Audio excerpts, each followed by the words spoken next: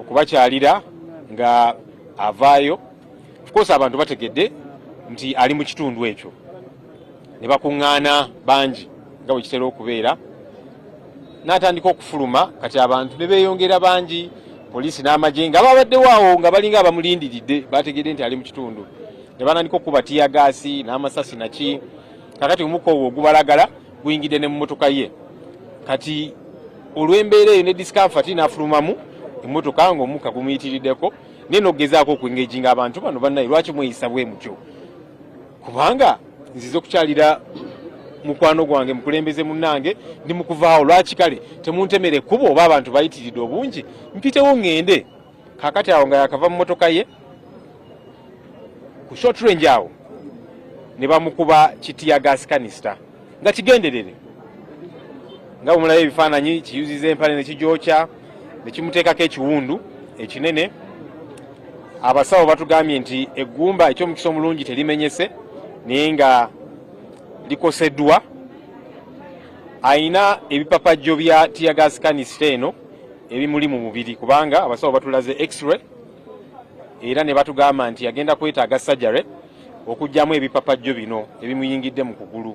Kati bayinza bijjamu kati bamukozeko first aid n'ebirala, ne bamuwa pain killers eziri strong kuba ali mu bulumi obwenja obw'amaanyi n'okumwebasa, naye batugambye nti ajja kwetaaga surgery mu nnaku eziddako awo okugyamu ebipapajjo bino ebimuyingidde mu kugulu. Kyannaku nti poliisi n'amagye geeyisa bwe gati. Ebiseera ebisinga omukulembeze wabwe babanga abaagala okumujja mu bulamu bw'ensi, kuba kati bw'ojja ku loozi lwenyu n'ogamba nti kaakati kamukoleko obulabe, tuzze tubiraba byazaasimattuka. Eky'omukisa omulungi Katonda amukuuma, naye tuvumirira enneeyisa eno.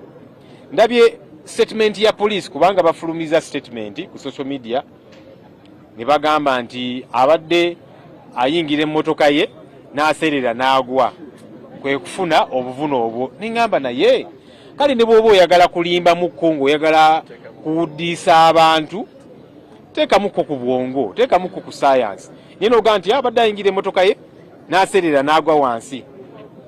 Bangi ebifaananyi mubirabye ng'empale ye eyokeddwa, kubanga butiyagaasi buno bulinga bubbo muka bwatukira ddala.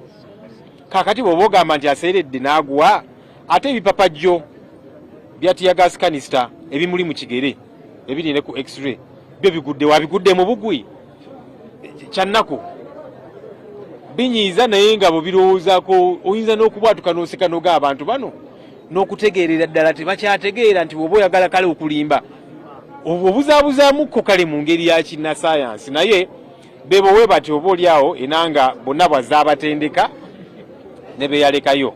Naye twebaza Katonda nti omukulembeze waffe mulamu, kyekisinga obulungi, era abasawo batugambye nti takyali mu bulabe, ali out of danger.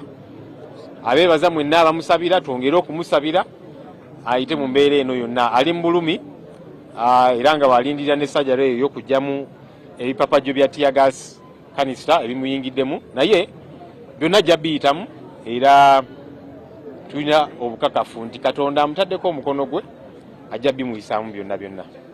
Mwebale nnyo.